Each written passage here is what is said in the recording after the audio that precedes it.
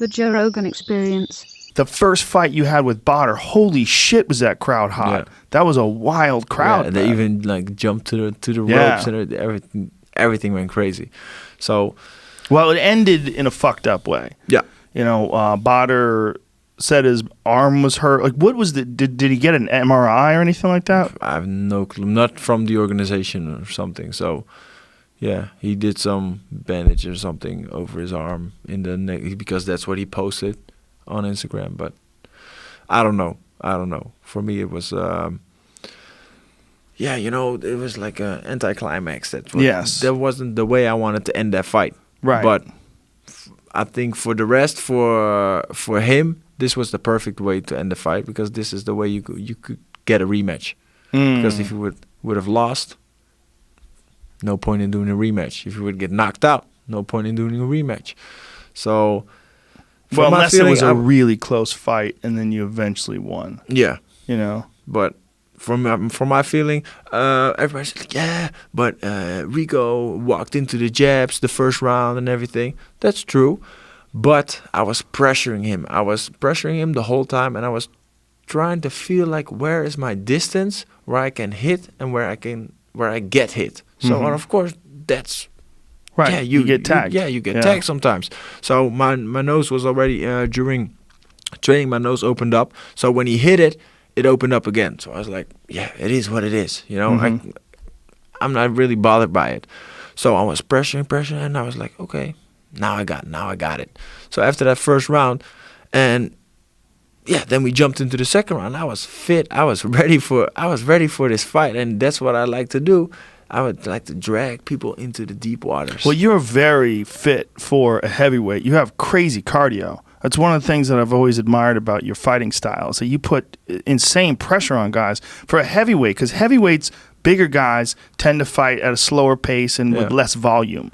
But you push a pace, and when the fight gets to the third, fourth, and fifth rounds, you fucking pile it on, man. Yeah, because I've been training with light guys for like my whole career. So when I started at the gym, I started it with the Super Pro Sports Center with Dennis Carril. He had Albert Kraus. He was the first K1 Max champion, and he had Alvier Lima, like multiple middleweight champion, world champion. So I was working with those guys like every day, and they just kept on pressuring me and like blah blah blah blah blah blah blah blah. I was getting my ass whooped like almost every day by like guys that weigh like 75 kilos. So I was like, I can keep hitting those guys hard, or just go with less power and pressure them like they try to pressure me. And of course, in the beginning, it's like still you get tired, but at a certain moment, you get like, hey, this is going better, and just not try to hit them. Yeah, don't try to hit them hard, but just try to keep the work like a machine gun. Is that something that happens in a fight as well, where you have to balance out how hard you swing versus like not going full blast, but going technical, knowing that you can start unloading in the third, fourth, and fifth rounds, and you start to see them fade? But it's for me, it's like I'm playing a game. For me, we always say fighting is a thinking man's game. Because fighting, everybody can fight. When they have to, everybody can fight. Doesn't matter what person, when you put them in a corner and it's life or death, everybody can fight. But it's so much more than that. It's so much more than just fighting.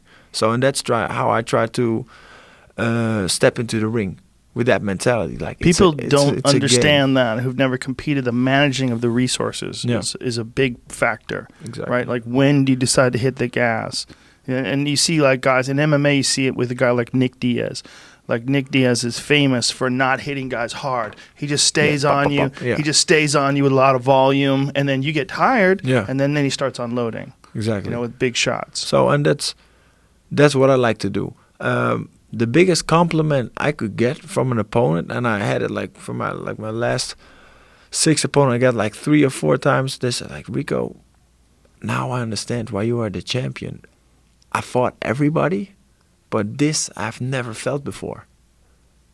And you're on a different level, and that's the biggest compliment I could get, because I'm in the ring for 5 rounds with this guy, and they got every opportunity to do everything they've trained for with me for 5 rounds. So I didn't knock them out. We just fought for 5 rounds, but they just did not know what to do. And that's, for me, the biggest compliment I could get. Yeah, to be technical and to just play your game. Exactly. Yeah. I really loved your rematch with Jamal Ben Sadiq. Yeah. That was one of my favorite fights of yours. I believe that. It was a great fight. That was like the full Rocky version of a fight that people would love to see. You get tagged in the beginning, and then you overwhelmed him, yeah. and then when you put him away, I was like, holy shit, what a fight. Yeah. What a fight that was. That guy's a big motherfucker, too. Yeah, he's a big guy. And I lost against him like back in the days, and when I was like just a little kid. And so this fight brought something with it as well. He's like, yeah, he's the champion now, but I beat him. But it was like 6-7 years ago. I'm a totally different fighter than I was back then. So I said, let's go. I'm ready for you. So, yeah, this was the best thing. And he spit in my face during a press conference. So I got some extra motivation for that fight. Well, you played it out perfectly, too, where even when he hit you and hurt you early in the fight, you stayed calm, you didn't get emotional, you used good defense, and then once you got him into the deep water, you stopped him in the 4th? In the 5th. 5th round. Yeah. Once you got him into deep water, then you piled it on and then put him away. But then again, it's the same thing for me. Everybody asked, yeah, but how did you do that? You got tagged. And I said, but then again, like I said, it's a thinking man's game. So Right. I get hit. From my point of view, I made a mistake. I switched to southpaw, but instead of switching and stepping outside of his front leg, I was right in front of his leg, and he was just throwing a left right, and I was walked straight into that, and that's what happened. It's not that, from my point of view, that he timed that. Right. So it happened. And from that moment, I can do 2 things. I can think, okay, I can jump into the fight and try to get that point or whatever, that moment back. Or just think in my mind like, okay, fuck it. You lost this round. Take it and let's go fresh into the second. That's what I did. Yeah. So just think about, okay, I lost this round, but I got 4 more to go. And I got back into the corner and my trainer said, hey, you back? I said, yep. Okay. He's tired now. Yeah, when he tried to unload on you, he emptied out a lot of the gas tank when he had you hurt. Yeah. Yeah. So that's the game, right? Trying to course. figure out when you can finish and when you can't. Exactly. Yeah. Just stay focused, stay relaxed, and of course he hit me with some good shots, but Well, he's a big, powerful guy. Yeah. He's always a dangerous fighter. That guy's huge. Yeah, What but is he, like 6'9", 6'10", or something like that. Yeah. Yeah.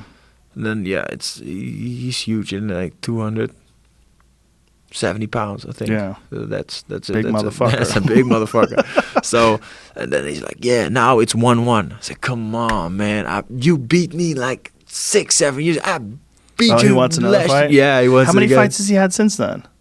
I don't know. He won a tournament last year. Right. So he Sent a few. Yeah, so maybe that fight's gonna come. But like I said, now I'm in like last year, the 31st of December, my contract was finished with Glory. So we've been in negotiations ever since.